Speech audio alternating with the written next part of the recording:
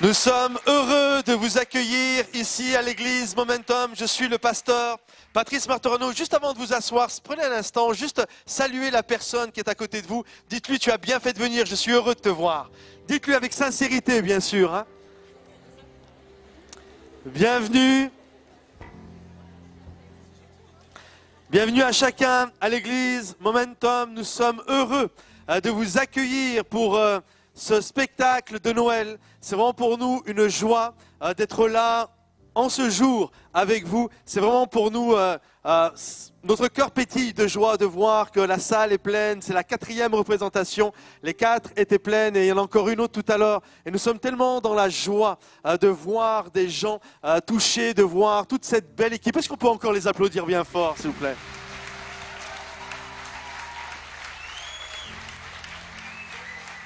J'aimerais apporter un court message pour ce spectacle de Noël. Il y a quelques jours en arrière, j'ai une personne avec qui je discutais et puis qui m'a dit, tu sais, pour moi, Noël, ce n'est pas quelque chose de joyeux. Ça me rappelle qu'il y a 2 ans de ça en arrière, une personne que j'aimais profondément a quitté la terre et est partie, est décédée. Et pour moi, quand j'arrive dans la période de Noël, il y a beaucoup de tristesse. Puis je discutais ensuite avec une autre personne qui me disait, moi, Noël, c'est pas génial. C'est tellement devenu mercantile, c'est tellement devenu plein de choses à acheter, plein d'argent à dépenser. Et le problème, c'est que je n'ai pas d'argent. Et moi, Noël, ça me ramène juste à ma pauvreté. Ça me ramène juste à ma précarité.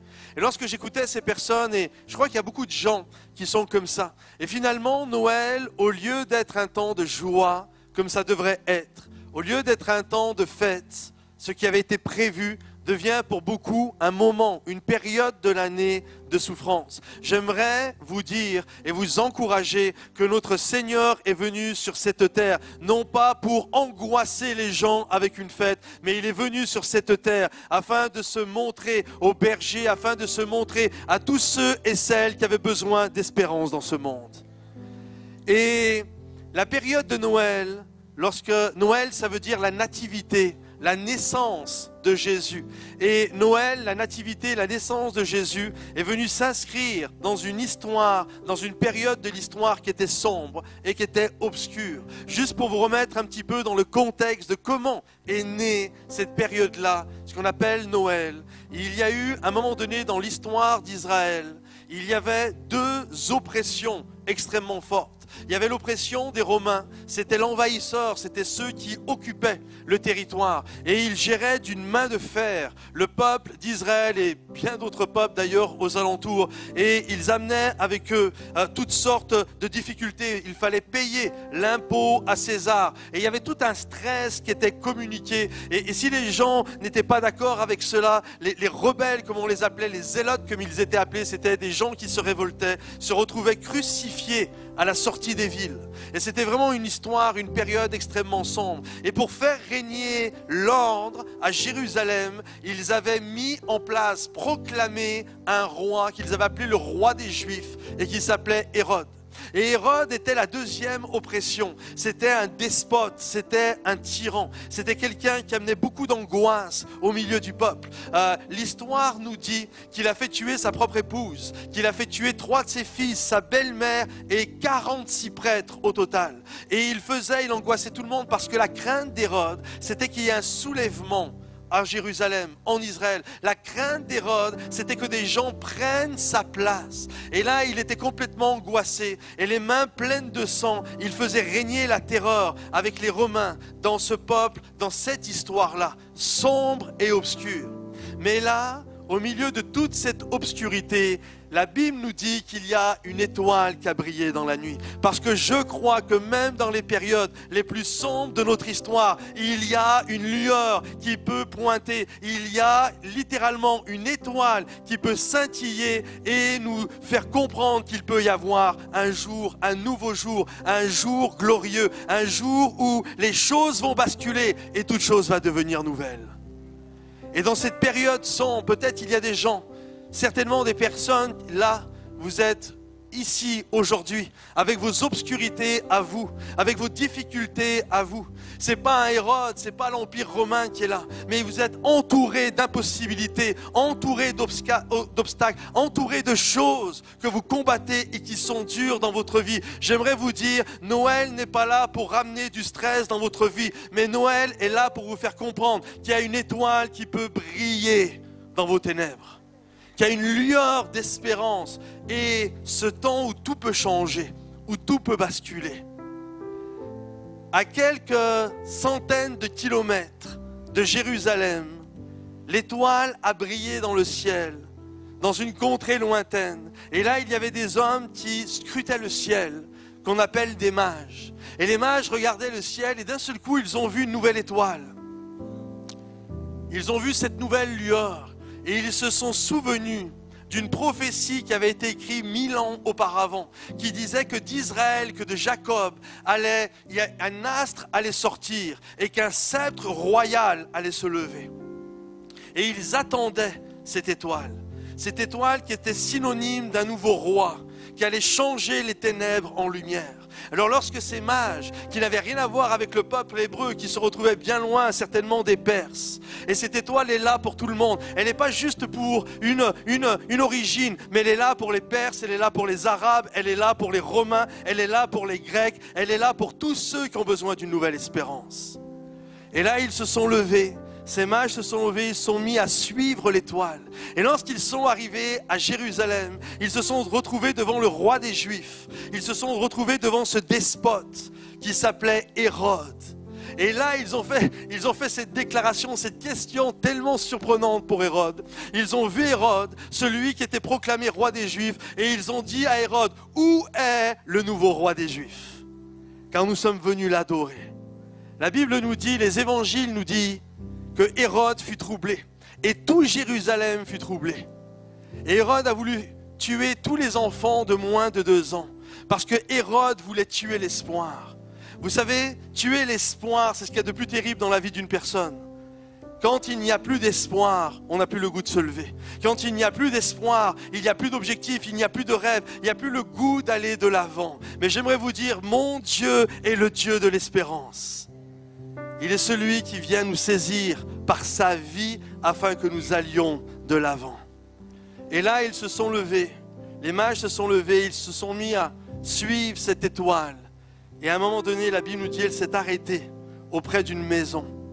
Et les mages sont rentrés et ils ont apporté leur adoration à cet enfant qui était là. Cet enfant qui représentait ce nouvel espoir. Cet enfant qui représentait tant de choses incroyables.